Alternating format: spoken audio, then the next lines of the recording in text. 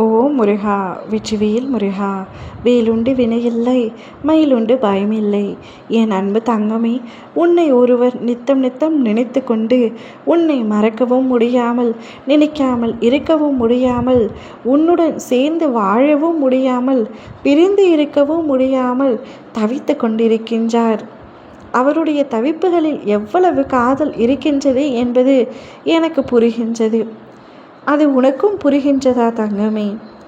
உன் மனது கல்லாக மாறிவிட்டதா என்று எனக்கே சில நாட்களாக சந்தேகம் எழுந்துள்ளது. நீ எவ்வளவு இலகுவான குணம் படைத்தவர்! ஆனால் இப்பொழுது உன் மனதில் என்ன ஆகிவிட்டது? உன்னையே ஒருவர் சுத்தி சுத்தி வருகின்றாரே, அவருடன் வாழ ஏன் தயங்குகின்றாய்? எதற்காக இந்த பிரிவை நினைத்து நீயும் வருந்தி கொண்டு தான் இருக்கின்றார். ஆனால் யாருக்காக இந்த பிரிவு? உன்னுடைய வாழ்க்கை சரியாக வேண்டும் என்று நினைக்கின்றாய். ஆனால் என் துணையுடன் நான் வாழ மறுக்கின்றேன், அவர் செய்த தவறு அப்படி என்று அவரை குற்றம் சாட்டி கொண்டிருக்கின்றாய். இன்னும் எத்தனை நாட்கள் குற்றம் சாட்டி கொண்டு அவரை விட்டு நீ தனியாக பிரிந்து இருக்க போகின்றாய்? அவர் தவறை உணர்ந்து விட்டார். போதும் என்ற அளவிற்கு மன்னிப்பு உன்னிடத்தில் கேட்டுவிட்டார். சில சமயங்களில் உன் காலடியில் கூட விழுந்து விட்டார். அனைத்தும் எனக்கு தெரியும். ஆனாலும் உன் மனம் இன்னும் இலகவில்லை. உன் மனம் இன்னும் கரையவில்லை. அவரை ஏற்றுக்கொண்டது போல் நினைத்தால் கூட முழுமையாக உன்னால் மாற முடியவில்லை. இதற்கு காரணம் என்ன தங்கமே? அப்படி உன் மனதிற்குள் என்ன இருக்கின்றது? உன்னுடைய துணைதானே தெரியாமல் ஒரு தவறு புரிந்து விட்டார். அப்பா தெரியாமல் என்று சொல்ல வேண்டாம், மன்னிக்க முடியாத அளவிற்கு பெரிய தவறு என்று கூறுகின்றாய். மன்னிக்க முடியாத தவறாகவே இருக்கட்டும். ஆனால் மன்னிப்பு கேட்டு விட்டார் அல்லவா? இனிமேல் அந்த தவறை செய்ய மாட்டேன் என்று உறுதியளித்து விட்டார் அல்லவா? ஒரு முறை விட்டு கொடுத்தால் என்ன? மன்னிப்பதுதானே மனித குணம்.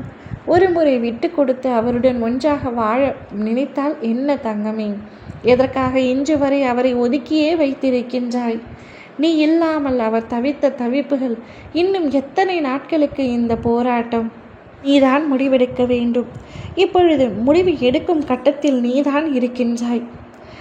போதும், இந்த வாழ்க்கை உனக்கு தந்த வழிகள் அனைத்தும் போதும். அவரை பிரிந்திருந்த நீ சந்தோஷமாக இருந்தால் கூட பரவாயில்லை. அதுவும் இல்லாமல் அவரை பிரிந்து நீயும் கஷ்டப்பட்டு கொண்டு அனுதினமும் அழுது கொண்டு தவித்து கொண்டு இருக்கின்றாய். அப்படி இருக்கையில் அவராகவே உன்னை தேடி வரும்பொழுது சரி என்று ஒற்றுக்கொள்ள உன் மனம் மறுக்கின்றது. இப்படி இரண்டும் தெரியாமல் இரண்டாங்கட்டையாக நின்றால் உன் வாழ்க்கை வீணாகும் தவிர வாழ்க்கைக்கு ஒரு சரியான பதில் கிடைக்காது. அவரை ஏற்றுக்கொண்டு சந்தோஷமாக வாழ். இனிமேல் அவர் தவறு செய்ய மாட்டார்.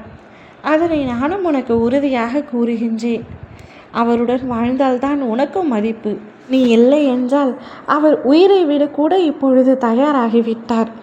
அவரை ஏற்றுக்கொண்டு இருவரும் சந்தோஷமாக வாழ வேண்டும் என்பதுதான் உன் அப்பாவாகிய என்னுடைய ஆசையும் கூட. அதுதான் உனக்கும் சந்தோஷத்தை அளிக்கும் என்பது எனக்கும் தெரியும். வாழ்க்கையை சந்தோஷமாக வாழ தொடங்க தங்கமே. ஓ முருகா.